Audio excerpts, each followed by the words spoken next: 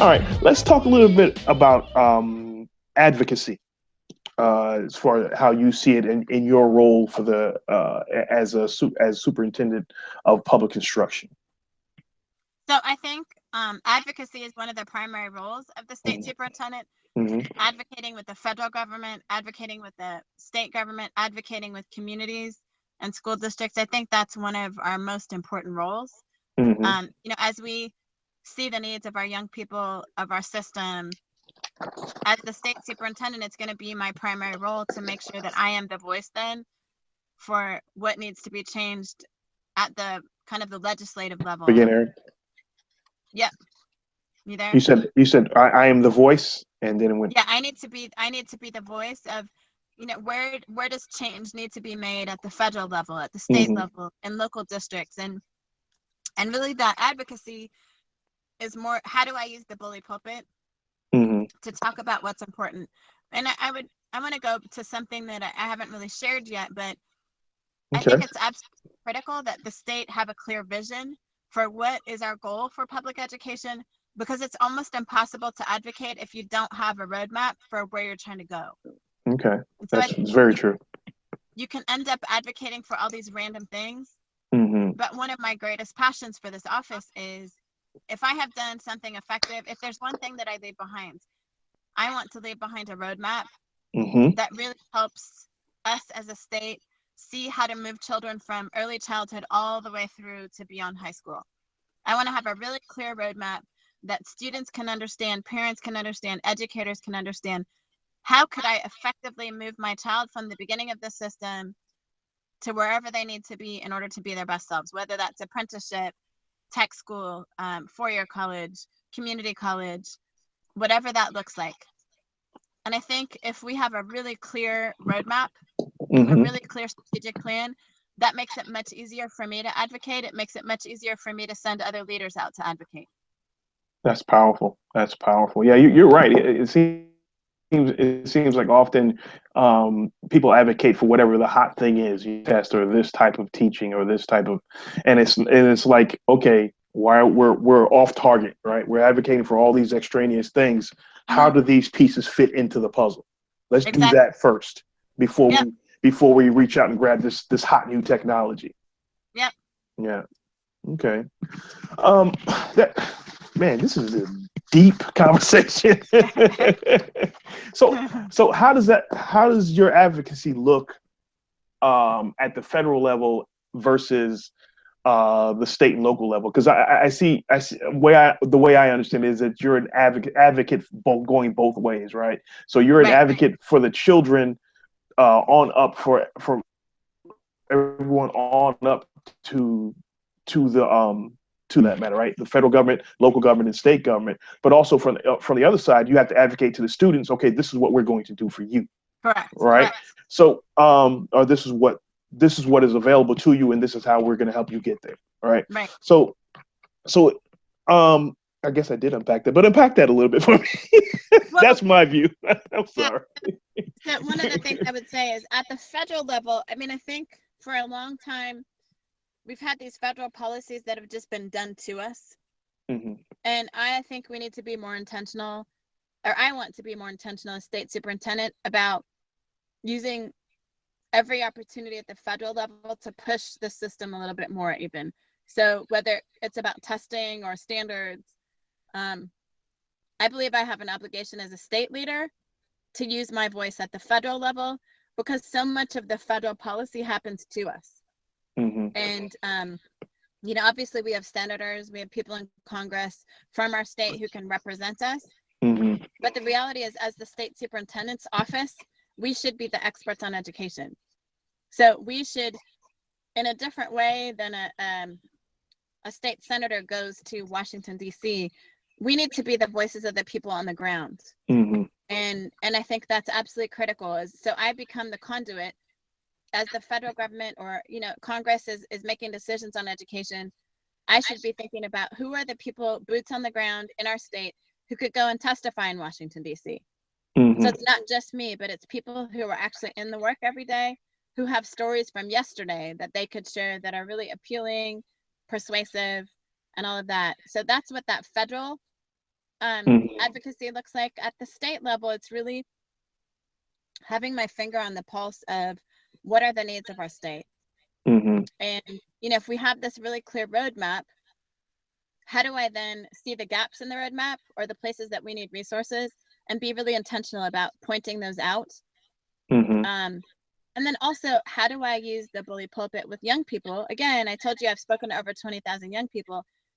Even once I take office, how do I use that role as state superintendent to get out into buildings and into high school classrooms and middle school classrooms and elementary classrooms and help kids see the whole purpose of why they're there, and really model that as a state leader, that you all are so important that I came down to you.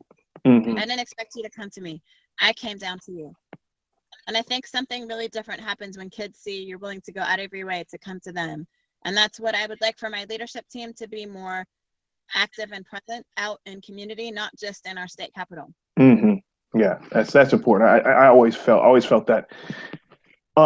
Even as a when I was coaching, I always felt that, okay, you are my guys. I'm here because you're here, right? My job is to get us, specifically you, to where we want to be, right? And I can't make that happen unless I have buy-in from you. And you need to understand that my job is to help you. And that, to my mind, changes everything, right? It's not just you're going to do this. It's, especially for young people nowadays, they're so well informed. They really know how the world works. It's really I think it's really incumbent upon leaders to say, okay, this is where we're, like you said, the roadmap. This is where we plan on going. This is how we're going to get there, and this is how you're going to benefit. And I think everyone functions better when they're dealt with like that. Right. Okay.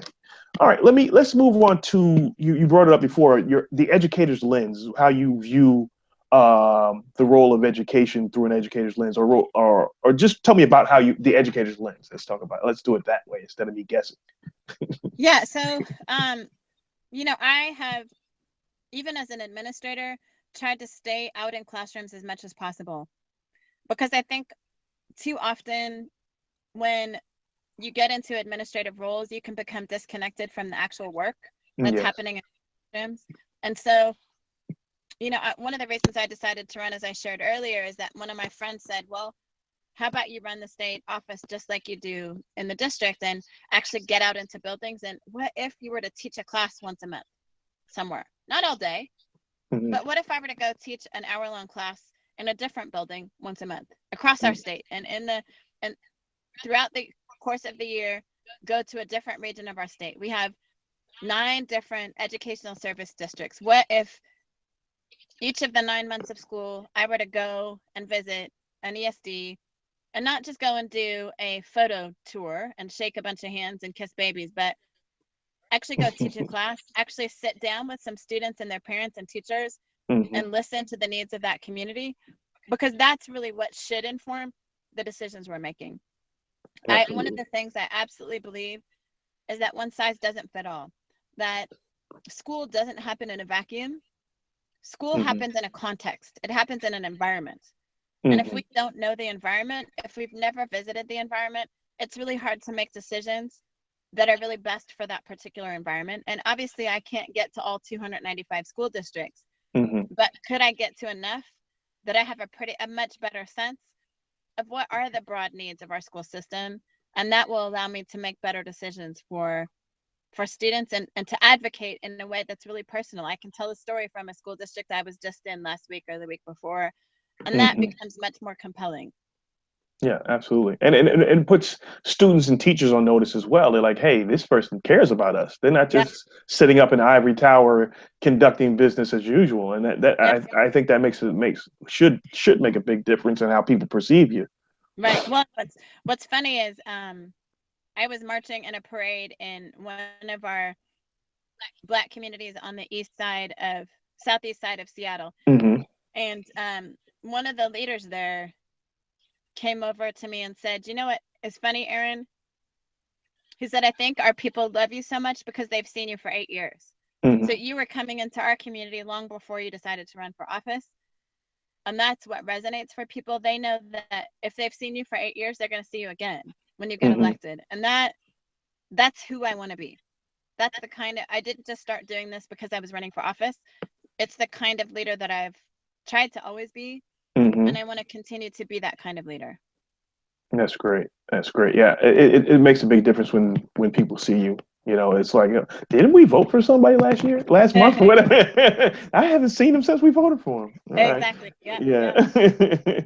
All right. So, let's talk about the collaborative mindset. How does that? What does that look like for you in leadership? So When you win, we're not gonna play no more. When you win, what does that look like? So I absolutely believe that great schools can't exist by themselves. Okay, I'm sorry, Erin. You got to start all over again and went blank again. Oh, that's okay. I absolutely believe that great schools don't exist by themselves. So we cannot create great schools just in a building with the teachers and administrators. Great schools are going to happen when an entire community commits to the education of its children. And so that, for me, that collaborative mindset, how do I model that from the state level? It means for me that I'm going to have an advisory board of people who represent all the regions of our state and different stakeholder groups. So I'm not just going to have teachers in the room. I'm going to have students and teachers and parents, community-based organizations, local leaders, higher education leaders. And that I need to model from the state level that as I make my decisions, I have voices in the room that represent as many stakeholder groups as possible. Because what I hope is if I can model my own dependence on a variety of voices, I'm hoping that superintendents of school districts will begin to do the same thing. And there are superintendents already doing this. The district that I just resigned from, we're doing that. There's a collaborative, and higher ed and community colleges and community organizations are sitting down around tables once a month. So there are models of this, but I believe at the state level, I have to model what does it look like to work across organizations, across agencies, and across the regions of our state. I'm so glad you said you're going to meet with students through the course of this, because it's not often that that people say, okay, people will say that I want to help students, but I don't want to talk to them. You know, I don't hear them complain, but I want to help them. But here's the thing, though. I would say again, it goes back to my core value: kids first. Yeah, absolutely. Because I'm sorry. Go ahead. No, I was just gonna say, because kids are first for me, I always want kids in the room. And I really love kids, so that's an advantage, that I really love kids. Yeah, that's a big advantage. Yeah. I think it's important that we have kid voices at the table, because they're the ones who are going to benefit or be challenged by whatever decision we make.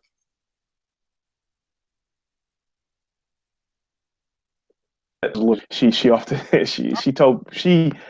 were having a discussion about how business in general is done here in the United States versus how it's done in Germany. Like, for instance, every board of directors has a union representative that sits in on board meetings.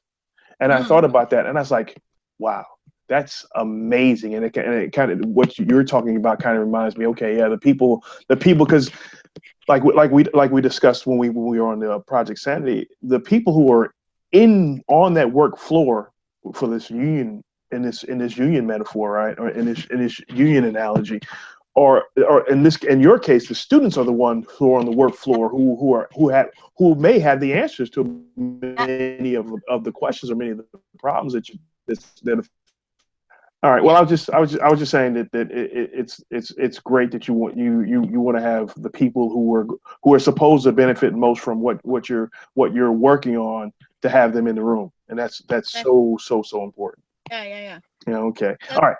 Too often stuff happens to them and not with them. Yeah, absolutely. And these young people today are brilliant. And I think about what I was thinking about when I was, like 18, 19 years old.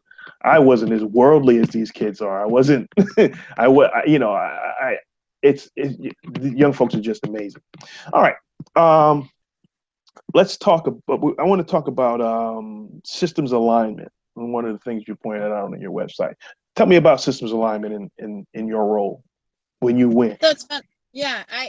So in our state, and each state is a little bit different in how they do this, but we have a Department of Early Learning, we have a State Board of Education, we have the Washington State Achievement Council, which is higher education, and then we have OSPI, which is K-12. And what that means is you've got 4 different entities that are making decisions about public education, but they live in different places. And so what can happen then is that people in their own context are making decisions, but not necessarily in alignment with the other 3 agencies. So my vision is, as we craft the strategic plan or the roadmap, that we engage people from those agencies to make sure that all of our systems align, that we're thinking about how do we leverage resources from the Department of Early Learning to make sure that students start K-12 in the most successful way possible. How are we thinking about our teacher, so the Professional Educator Standards Board determines what teachers need to know in order to get into classroom. Well, the K-12 system ought to be helping the Professional Educator Standards Board determine what are the places, the gaps that we're seeing with teachers as they come into the system. Do they need to be more culturally responsive? Do they need to know how to teach students with who speak different languages? And so we should be talking more to one another and thinking about, along this continuum, this roadmap, where are the places that each of us should be inserted and supporting each other? Okay. All right. That makes sense to me. No, story for another day.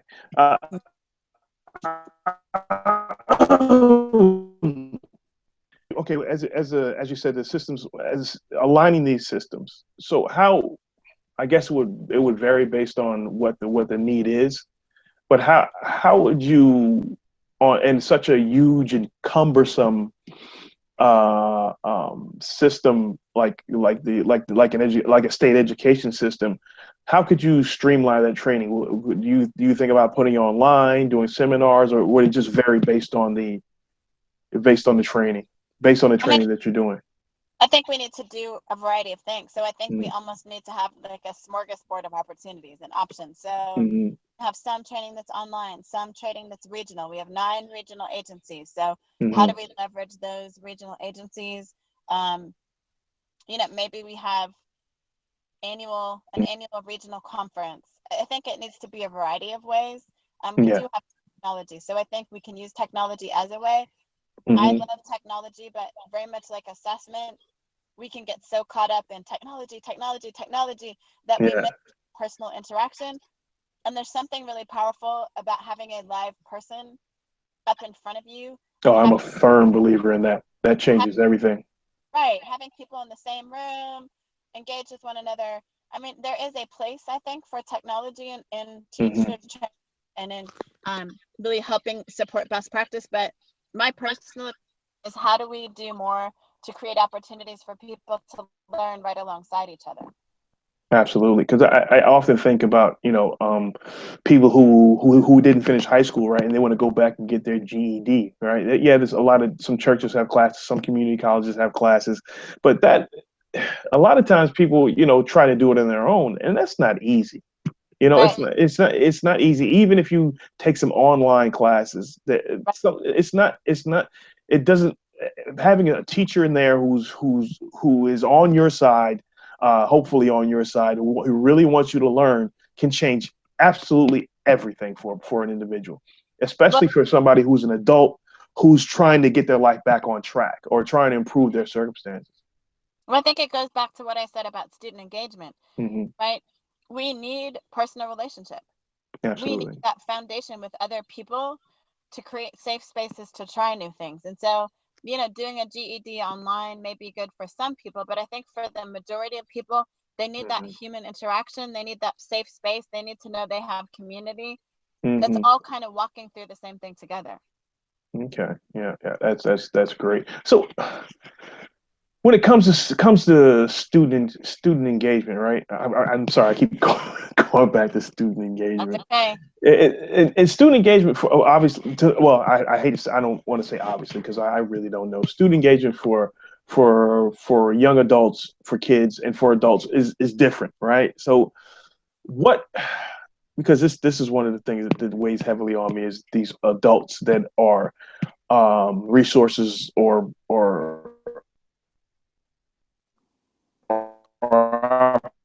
to whether that be they had to leave to take care of family, prison, just didn't like school anymore in a bad school system.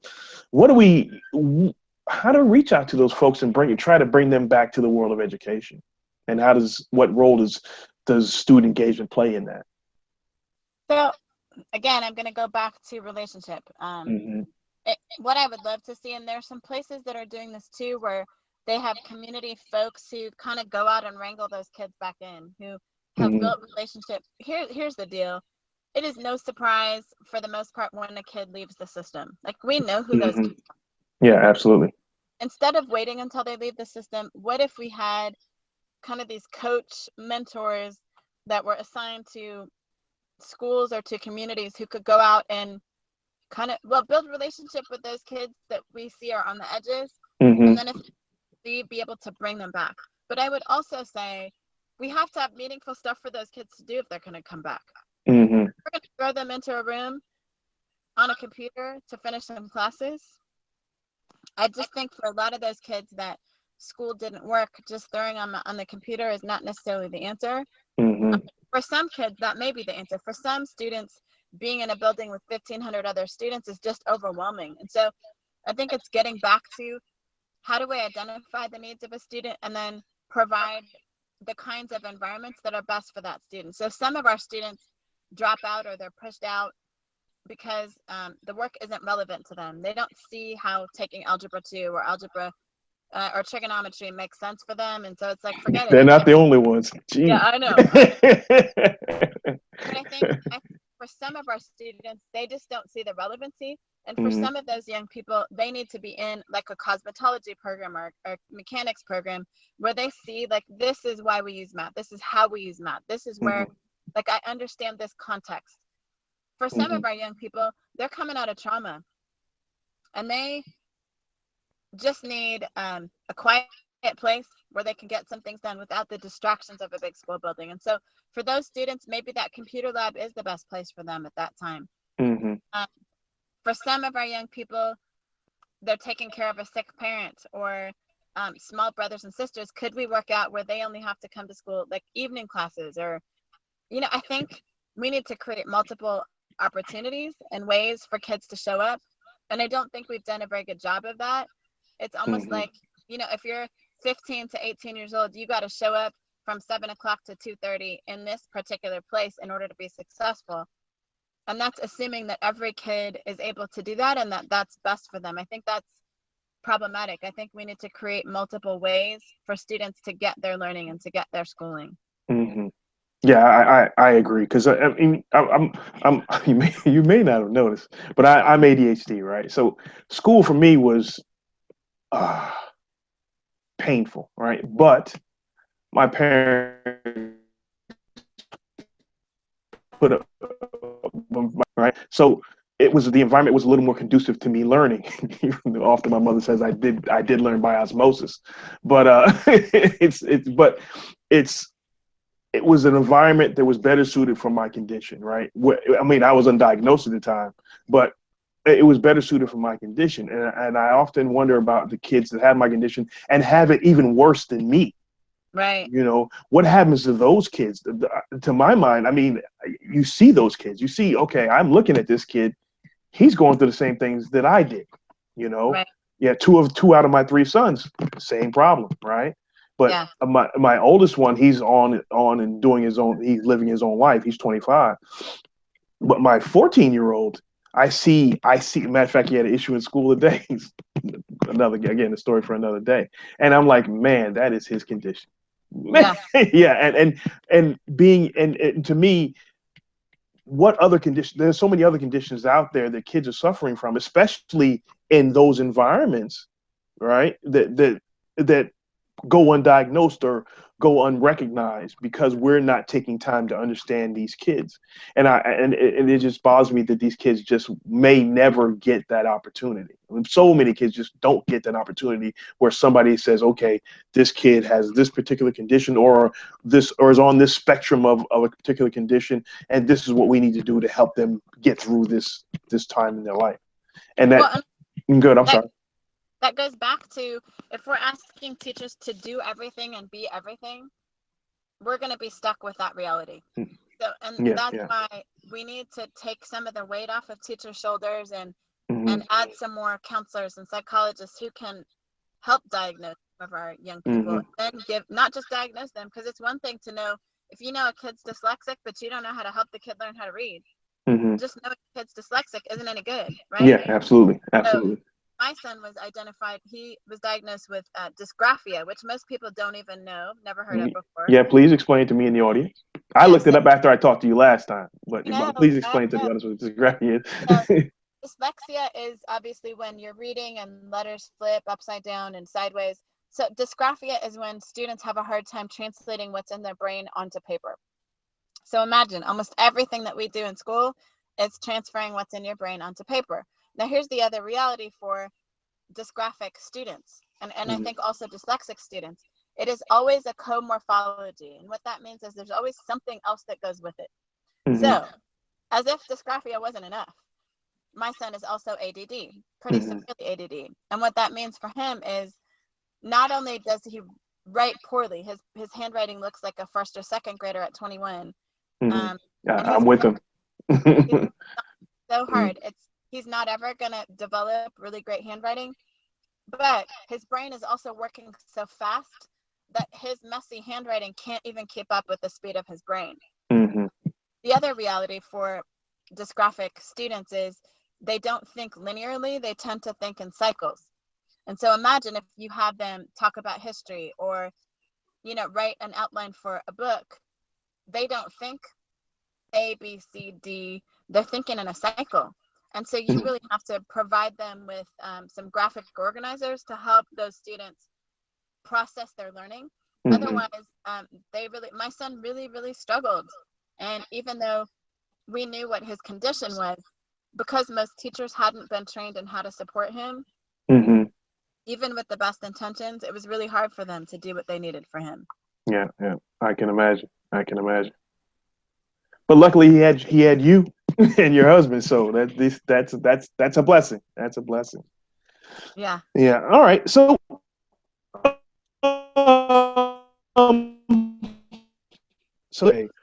now you've explained to us some of the things that the school district that the office. Let me write to the Superintendent of Public Instruction. You've explained to us some of the things that could be done better. So what is your theory of change management once you get there? Are you a shake-up kind of person, like, okay, I know the problems, you go, or are you a type of person that's gonna go in and say, okay, this is we're a team, I see your shortcomings and this is what you need to do, and so on and so forth. So what is your theory of change management in this regard? So my theory of change we have a couple months of transition between the election and when I would take office. And what I want to do is do an asset map. So what is working in the system now? And really be intentional. There are about 400 staff. This is going to sound crazy, but I want to meet all 400 staff. No, it's not crazy. I want to meet staff by teams and figure out what is their work, what's working, what's not working, and how could we leverage their resources more effectively. But I would also say one of the first things I want to do as a team and also using outside stakeholders is we've got to craft a strategic plan. It's one of the first things that we have to do. Which makes change easier, absolutely, yeah. Exactly, because if we all have, I think about this like I'm a basketball player, and you can't see me those of you out there can't see how tall I am, but I'm 6 feet tall. So, okay. That's not really every tall. Not every tall black lady is a basketball player. Right? It's just FYI, yeah. Right, exactly. But I think about as a basketball player and a basketball coach, we have plays. And the plays are very clear. You go here if you're in the 4, you go and you stand there. If you're the 5, you stand there. it's much easier to score points when you actually have a play and everybody on the court knows exactly where they're supposed to be. If you have no play and all you have is a court and 2 hoops, you know, if you have one really strong player, you can score some points, but we're much more effective when we as a team have a play and we know where the role that each one of us plays. We know where the hoop is. The hoop is stationary. It stays in one spot. I think that's the danger of not having a strategic plan. When you don't have a hoop that's in one spot and the hoop is constantly moving, or there are 5 different hoops, we're destined for failure.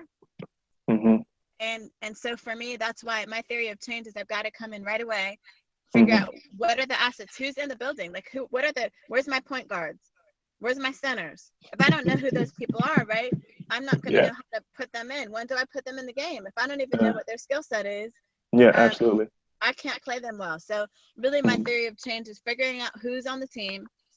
Do we have the right people on the team? And then figuring out what's our game plan, what are going to be our plays, and then starting to play the game. And here's the reality too, because I coached basketball for so long, you know, that first week may be kind of rocky. And we may realize after that first week, wow, that play is just not working. We got to try a different play. So we still have the same goal, but the play may need to change as we move along and realize that, you know, absolutely. The game is kinetic. Absolutely. Exactly. Right. And I think sometimes we don't do a very good job of, and it's not about changing midstream exactly, but it's taking that time to look at, is this working the best way it could possibly work? Or if we move some players around, might that be more effective? And sometimes we just don't do that. We stick people in a position and, you know, this kid is 5'2" playing center. Because that's where he wants to be. But you know what? At 5'2", center is not the place for you. I know that's where you want to be, but you're not going to be most effective there. And really being intentional about putting people where they can best serve the agency. We lose you again? No, I'm here. Okay. All right. Yeah. I see you speak basketball, fluent basketball. I sent you a link to an interview I had with my best friend in the Netherlands. Did you get it? Oh yeah. I haven't looked at it yet, but yes, I saw. You haven't looked at it yet? Yeah, he speaks basketball too. Boy, does he speak basketball. Yeah, when you get a chance, check it out. Let me know what you think. All right. So I think we covered everything. Oh no, your queen for a day question. Oh goodness. Okay. Yeah, awesome stuff. All right, so you are the queen of Washington. You are queen of the state, and you have basically 3 wishes. I'm your genie, and your first day as queen. All right, what are the 3 things that you would change in that position to help kids? 3 things that, like in the position, the role of state superintendent, or what are the 3 things I would change in public education? Let's go big. What are the 3 things you would change in public education? Talk to me. So, actually, I want to back up because I want to start with the role because I have reframed the job. So I want to start there and then go back to what would I change in public education as a system. Can I do that? Go ahead, run it. You're the point guard now. Let's go. Okay. I actually thought about this the other day. Okay. I woke up in the middle of the night and I said, oh my gosh, I think I have 3 ways that I really want to reframe this job. And they are 3 V's. You know, I'm a language person, so I like consistency, I like language, but I came up with 3 words: vision, voices, and visibility. Vision. Our state, hold on, slow down. Let me write this down. Vision. Okay. Vision, voices, and visibility. Visibility. Okay. The 3 V's. Okay. And so here's what I mean by that. I absolutely think, and I've talked about this a lot today, we have got to have a clear vision as a state, which we just haven't had for a long time. You know, really clearly, this is what in Washington State, this is what a great public education will look like. So we've really got to be clear about what are we shooting for? What's our goal? Second, voices. We have to have voices from across the state that are helping create that vision. So we can't just have the same people in the room. You know, typically what happens is you get the executives for the state superintendent's office, 10 people in a room building a strategic plan. Maybe you engage lobbyists. Maybe you engage a couple of people in the state government to come have the conversation. I want to engage voices that are actually on the ground in the work. So as we build this vision, I want to make sure that the voices are at the table, especially those voices that have been marginalized for a long time. So who are the groups of students that we haven't been serving very well? Mm-hmm. And how do we get advocates at the table to make sure that as we build our vision, we're really Mm-hmm. thinking intentionally about how will this vision impact those students? Lastly, visibility. And I've talked about this a little bit today too. I believe for too long, the state agency has been, it's located in our state capital, and most of our work happens in the state capital. It happens on Capitol Hill. It happens in lobbying organizations. It happens in these special interest groups that all exist right here in our state capital. And yet our state capital is this small little town. It's not completely homogeneous, but it's fairly homogeneous. If we are going to do great work and build a great vision and have the right voices in the room, we need to be visible outside of our state capital.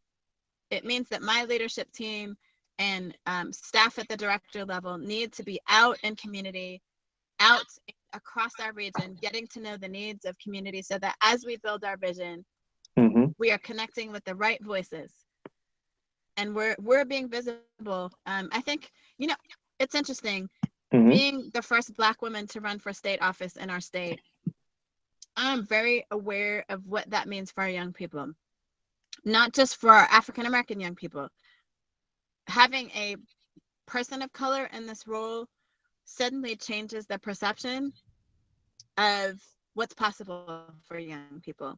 It changes the perception of even how our white students think about Black people. I mean, I just am aware of that I don't represent all Black people at all. My experience is not like all Black people. However, I'm also aware, because I've been in lots of spaces in rural communities here in our state where it is all, I was just in one of those spaces today down in the southwestern part of our state where there are no Black people in this particular community. From far as the eye can see. Yeah, no, it was me and my daughter today. That was it.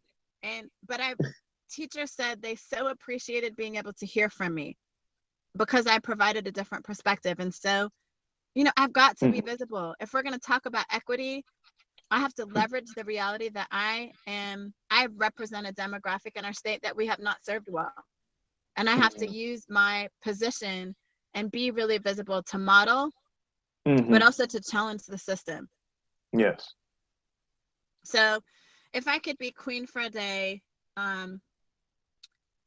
it would be all about providing equity. I mean, for me, it's all about equity. So, for example, what I mean by that is, you know, there's a tiny little school district in the southwestern part of our state where they only have elective classes until 6th grade. And then after 6th grade, they have 0 electives.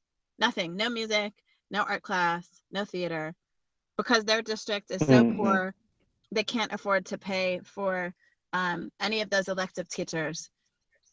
And one of my dreams would be that every school district have great arts programs. Important, very important. You know, it's just, I talk about arts as arts are the heart connection to the head. It's where young people can really connect their creative juices with something academic. It allows us to open up different places in our mind. And there are far too many, because we focus so much on testing. And STEM, Right. Or STEAM now, it is. Right. I love STEM, but I love STEAM even more. Yeah. And throw the arts in there, Right. We need balance, right? Yeah, absolutely. I think what's happened with our over focus on testing is we've lost the opportunity to do those fun things, those creative things, whether it's it could be the arts, it could be home economics, it could be woodshop, those things that really connect young people to something they're passionate about. And so you know, my first dream would be that in those spaces where kids have only academic subjects, that we would be able to provide them with those other pieces that really provide that heart connection for young people who don't show up in the academic space feeling really confident. I think my second dream would be going back to something I talked about earlier. How could we create wraparound services in these community schools in some of our highest poverty communities? So if I could be queen for a day, we would figure out a way to get health, you know, have one community building where kids were not only going to school, but after school they could go to see a doctor, or go see a counselor, or go get some clothes because they just got evicted from their house, or go find a mentor, play basketball after school, go take an art class. My second dream would be that we create these beautiful community centers where young people have a home beyond the 6-hour day of school. And that would be, for me, would be a real passion. And my third thing would be that we pay educators what they deserve. That's a big one. I come from Europe, where we pay educators like we pay doctors and lawyers. As and it I should think, be. If I could do anything, I would make sure that teachers and even our paraeducators, our secretaries, get paid what they deserve. Because if our children truly are the jewels that we say they are, the gifts that we say they are to our world, then we need to give them the resources. We need to show them we value them by making sure our adults are the best, making sure that we value the adults who are serving them. And right now, that's just not something we're doing. Yeah, absolutely. I had a discussion one time with a guy. We were talking about education, and he was like, "Yeah, we were talking about paying teachers better." So yeah, but they got that long vacation. Oh, I was like, "Oh my God!" I said, "Obviously, you've never been. You try being in a room with 15 to 30 kids and all day long. You need that break. When I was in the Netherlands, I taught flag football in Dutch schools, right, in Maastricht, and and that was my first experience dealing with that many kids at one time. I was like, thank God this is a gym class. I just make them run. This is crazy, especially Dutch kids. I love them. But they are some free-spirited children, we'll say. They are some free-spirited kids. Great kids. Very free-spirited. All right, so I'm not going to take up. This has been an amazing conversation, Erin, and I really appreciate you taking time out of your busy schedule. Thank you. That's all I'm going to say. And I'm going to plead with you. Yes. To one, we got some other stuff going on. We have some Black Lives Matter panel coming on, and we're going to talk about how that interacts with education. That's one of the panels that's the panel I'm going to be moderating on. But we're going to have a series of panels, and as that schedule comes out, I'll get it to you. And on my channel, I'm also going to do a women of color women of color in education panel as well. I would hope I don't want to take up all your time, but I really would like to have you on that panel. And thirdly, any of your friends in education that want to come talk to me, please send them. Anybody like that? I need a house. All the videos go to the Benjamin Dixon channel. He gets a whole lot more views than I do. So friends, colleagues, cousins, nephews, whoever you got, send them. I got some folks that I think, it's funny. One of my favorite teachers for Black boys is actually a white lesbian woman. Oh, okay. All right. I think she would be a great person for the show because she has some experiences and some strategies and just a perspective that I think is really powerful. I've been following her career. We taught together 17 years ago and have stayed in touch. And she's one of my favorite teachers on the planet. And I think, we always need allies in the work. And she is such an incredible ally. And she's done so much good for one of our highest poverty communities, one of our most diverse communities. And I would love to see her voice. So I'm going to make sure I reach out to her because I'd love to see her get on the show. Yeah, oh, great. That would be awesome. I would love to see her on the panel too, but I don't want to ask for too much. But whoever you got, send them because I'm changing my format back to what it's originally supposed to be. These long form interviews, which is what I wanted in the first place. We shifted it to adding some business pieces to it, but I can do that as I go. But I really enjoy these kinds of conversations. And I'm not going to take up any more of your time other than to say thank you again. Okay, how can the folks get in touch with you real quick before we go? So my website is Erin Jones erinjones2016.org. That's our website, Erin Jones, ERINJONES 2016.org.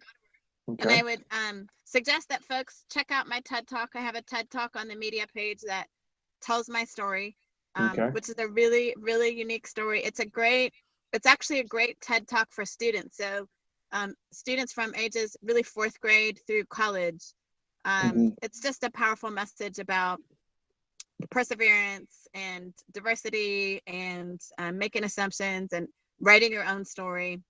And then I would say, if you want to reach out with questions, send me an email to my personal email. It's Erin Jones, ERIN Jones93@gmail.com. All right. Great. And if you want to donate too. So if you want to donate. Oh yeah, donate. Please don't. Everybody donate. Go ahead. I'm sorry. Go ahead. Well, and here's what I'll say, because our folks sometimes don't understand why that's important. Okay. Campaigns are incredibly expensive to run. My campaign in the end will be about $300,000. And I want to brag, because the people of my state, I won the primary election, and I raised about $115,000. Actually, it was $110,000 that I raised just by individual people. So over 1,400 people donated. Most people donated $25 or $50, and so people power, baby, people power. Yeah, I'm not asking people to give a lot, but this is historic. To elect the first Black woman will be historic in our state, and you can say you've been part of history. So, we would love that opportunity to partner with you in making history. Erin, you're breaking up. You broke up right just now. You broke up. I was going to say, I'd love to be able to partner with you in making history. And so, it's going to take money. I actually walked away from my job on June 30th, and I'm running this campaign. I don't take any money for a salary from the campaign resources. My husband and I are living off his teacher salary, putting 2 kids through college. You are dedicated. So we are, we said either we're going to be all in or not. And we said all in, and that means quit my job and make a sacrifice for 6 months. But, this is what it's about. And I'm in this because I want to be part of the solution. Absolutely. Wow. All right. Hey, I'm a fan. I'm going to go donate. I'm a fan. All right. So that's it. I'm going to do a little closeout real quick. And if you don't mind, stick around for a few seconds, and then I'll let you go. Okay.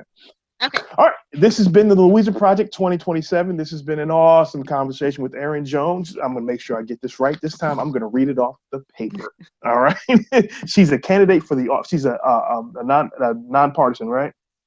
Yep, it's nonpartisan. Nonpartisan candidate for the office of Superintendent of Public Instruction in the state of Washington. Help if you can. No, don't help if you can. Help. Go donate. Go to her website. Do everything you can to help Erin because she listening to this conversation, she's going to help a lot of great kids. The next Barack Obama or whoever you like, it may come out of the school system because of what she plans to do. So it's very important, folks. All right, that's it. Thanks for checking us out.